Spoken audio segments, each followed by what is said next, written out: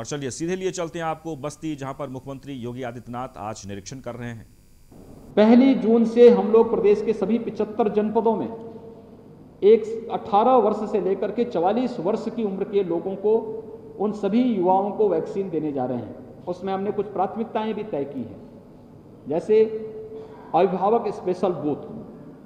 12 वर्ष से छोटी उम्र के जितने भी बच्चे होंगे उनके अभिभावकों को चिन्हित करके उनको वैक्सीन लगाया जा सके, इसको एक प्राथमिकता के आधार पर लिया जा रहा है। न्यायिक अधिकारियों के लिए अलग से बूथ बन सके, जहां उनका निवास स्थल है उसके आसपास कहीं बन सके, इसको प्राथमिकता के आधार पर करने का प्रयास किया जा रहा है। इसके अलावा मीडिया के लिए अलग से बूथ बने, उनके परिवार के लोग उससे लाभान्वित हो सकें, इसके लिए एक अलग से प्रयास करने का प्रयास हो रहा है। और सरकारी कर्मचारियों के लिए भी एक व्यवस्था बनाने का प्रयास किया जा रहा है।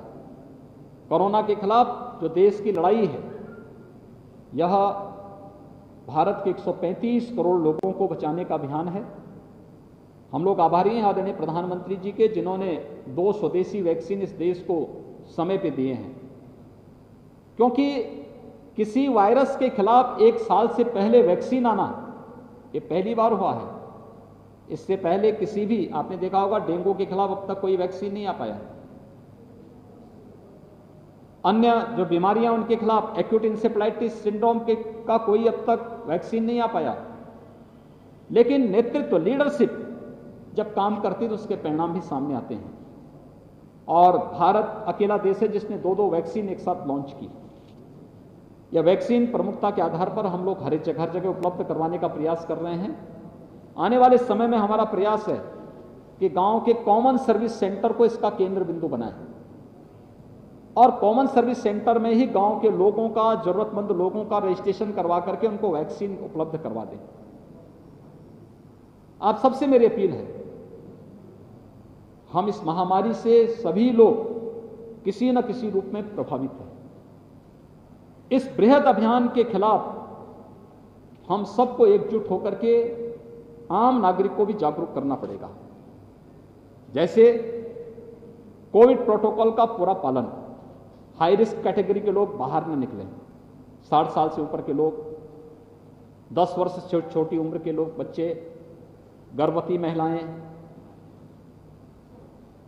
कमजोर इम्यूनिटी के लोग, या एक से अधिक बीमारियों से ग्रसित कोई भी व्यक्ति, अगर अपना जितना बचाव कर सकता है करें। अन्य लोगों को बाहर निकलना ही है आवश्यक कार्य से, तो वे मास्क और गज की दूरी का पालन अगर कर सकें तो कोविड से बचने के लिए उत्तम उपाय है। दूसरा, टेस्ट से लोग भागे ना। गांव-गांव में टीमें जा रही हैं, हर व्यक्ति टेस्ट अपना जरूर कराए।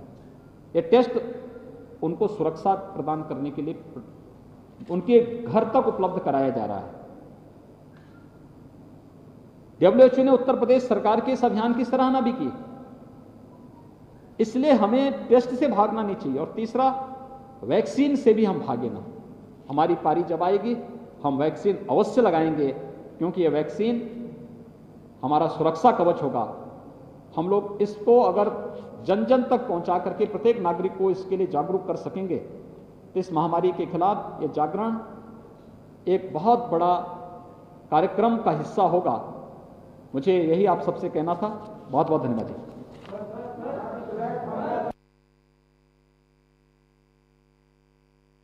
संबोधित करते हुए यूपी में कोरोना के 1 लाख प्रतिदिन केस की आशंका थी।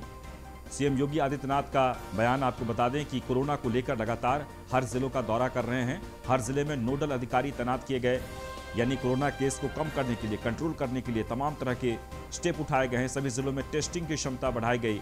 आज 3,47,000 कोरोना टेस्ट हुए हैं। 4 करोड़ 80 लाख से ज्यादा लोगों का वैक्सीनेशन हुआ है उत्तर प्रदेश में। यूपी में कोरोना के 1 लाख प्रतिदिन केस की आशंका थी, लेकिन इस वक्त जो स्थिति है वो दिन ब दिन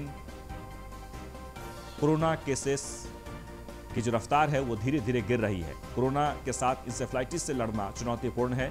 सीएम योगी आदित्यनाथ आज बस्ती में हैं और बस्ती में उन्होंने कोविड सेंटर का निरीक्षण किया, वहां हालचाल लोगों का जाना और इसके बाद कोरोना को हराने के लिए वो हर संभव प्रयास की बात उन्होंने कही।